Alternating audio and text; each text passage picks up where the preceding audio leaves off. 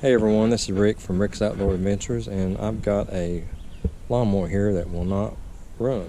It's got a no start issue.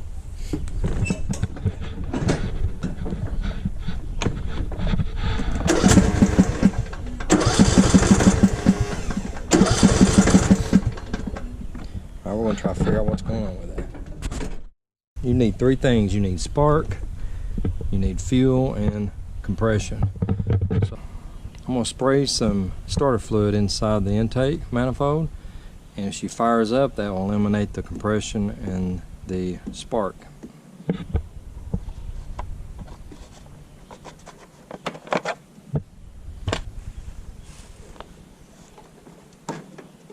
Okay, with the air filter out, I'm going to shoot some starter fluid inside of it, of the intake, and try to start it.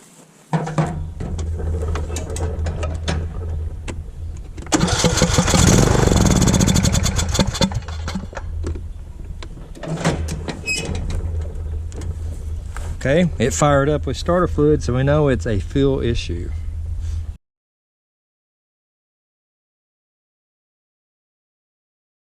So I'm going to take it off the carburetor. I'm going to clamp the fuel line. Sometimes a dirty fuel filter will cause that.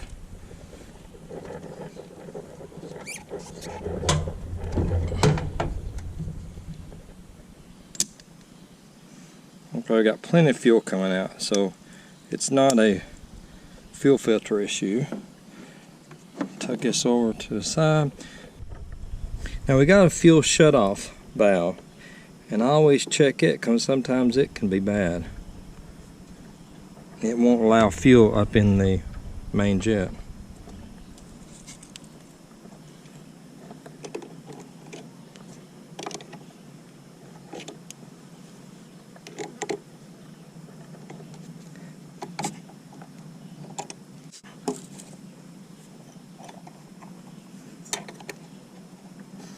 Definitely getting fuel in the float bowl.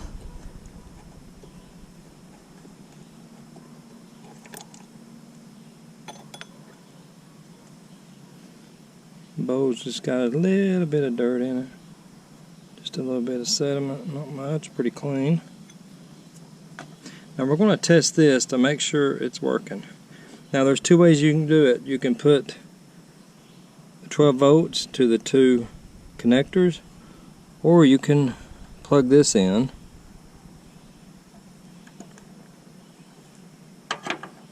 and turn the ignition.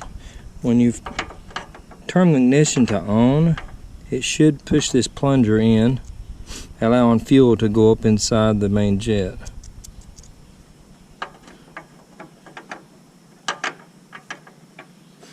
If I can find a place to set it.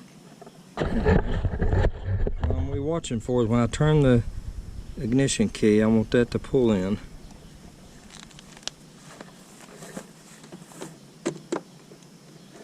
And nothing's happening. So now I'm going to test this unit out and see if it is indeed bad. And it's not a wiring issue. I've got a couple of leads here I'm going to connect on the terminals. Make sure you don't short these out.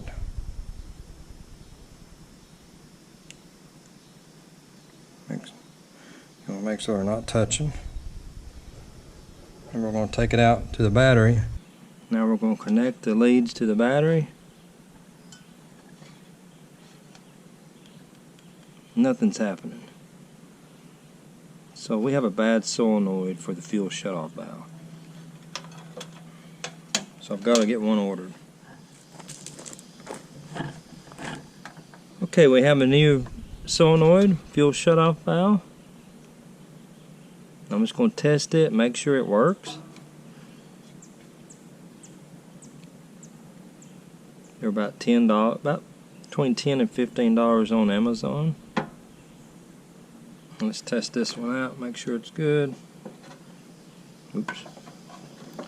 Put the wrong connector on. Alright, let's test this out here.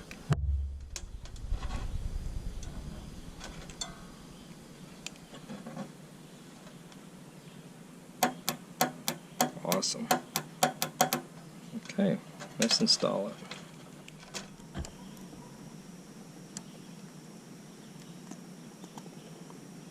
Did fit. Okay, we're going to test it out before I install it, make sure it is working again.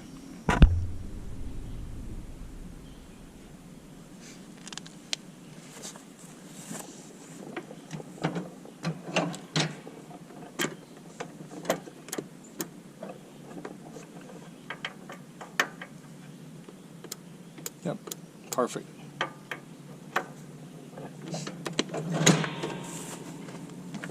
Okay, now we are ready to install it. I've cleaned the bowl out.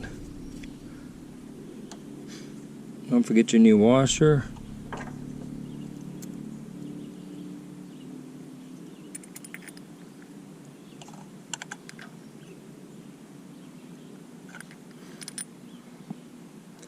I will need to unplug it again.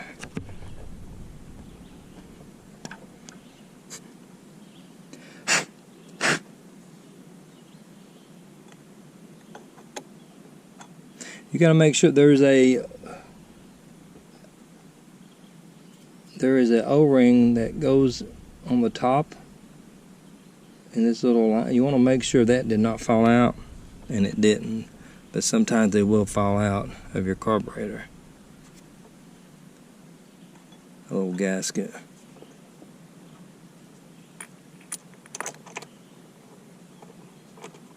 It just threads in.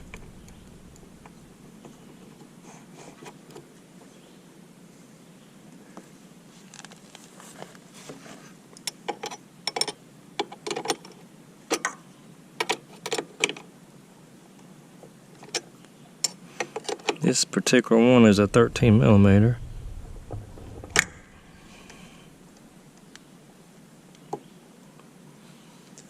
They make them hard to get a wrench in there. You have to snug it in. I usually use needle nose till it's nice and snug. Then spin your solenoid switch around. Plug her in.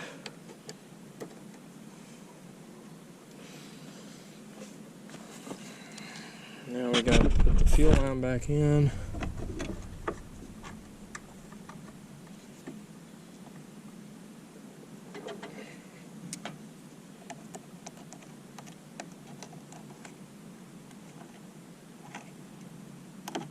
Just like that.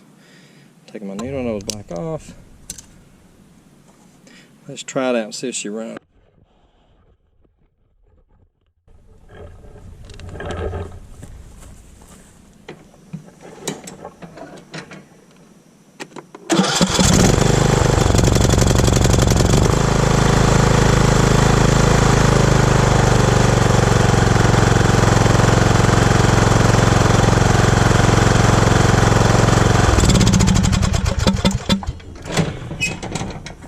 And there you have it. I wasn't for sure if it was going to be a clogged carburetor or what was going on, but luckily it was just this switch. I didn't have to take the carburetor out and clean it.